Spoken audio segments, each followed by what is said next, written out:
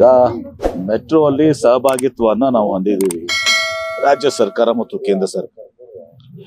ಈಗ ಮೆಟ್ರೋ ಮಾಡಿರೋ ಉದ್ದೇಶ ಈ ಅರ್ಬನ್ ಬ್ಯಾಂಗ್ಳೂರ್ ಏನಿದೆ ಅದನ್ನ ನಾವು ಡಿಕಂಜೆಸ್ಟ್ ಮಾಡಬೇಕು ಇದನ್ನ ಅಂತ ಹೇಳಿ, ಹೀಗಾಗಿ ಮೆಟ್ರೋ ಇರುವಂತದ್ದು.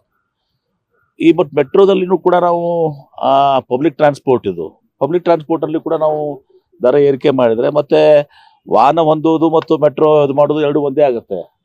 ಹೀಗಾಗಿ ಮುಖ್ಯಮಂತ್ರಿಗಳು ಸರಿಯಾದಂತ ನಿರ್ಣಯ ತೆಗೆದುಕೊಂಡಿದ್ದಾರೆ.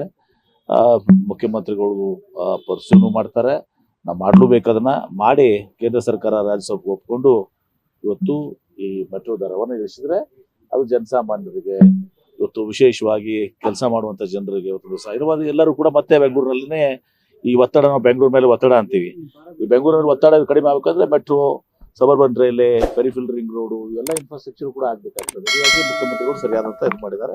ನಾವು ಒಳ್ಳೆ ನಿರ್ಧಾರವನ್ನು ಮುಖ್ಯಮಂತ್ರಿ ಮಾಡಿದ್ದಾರೆ. ಲೇಟೆಸ್ಟ್ ಹಾಗೂ ಇಂಟ್ರೆಸ್ಟಿಂಗ್ ಸುದ್ದಿಗಳಿಗಾಗಿ ಬಾಸ್ ಟಿವಿ ಕನ್ನಡ ಚಾನೆಲ್ನ ಸಬ್ಸ್ಕ್ರೈಬ್ ಮಾಡಿ, ಹಾಗೆಯೇ ಬೆಲ್ ಐಕಾನ್ ಪ್ರೆಸ್ ಮಾಡಿ.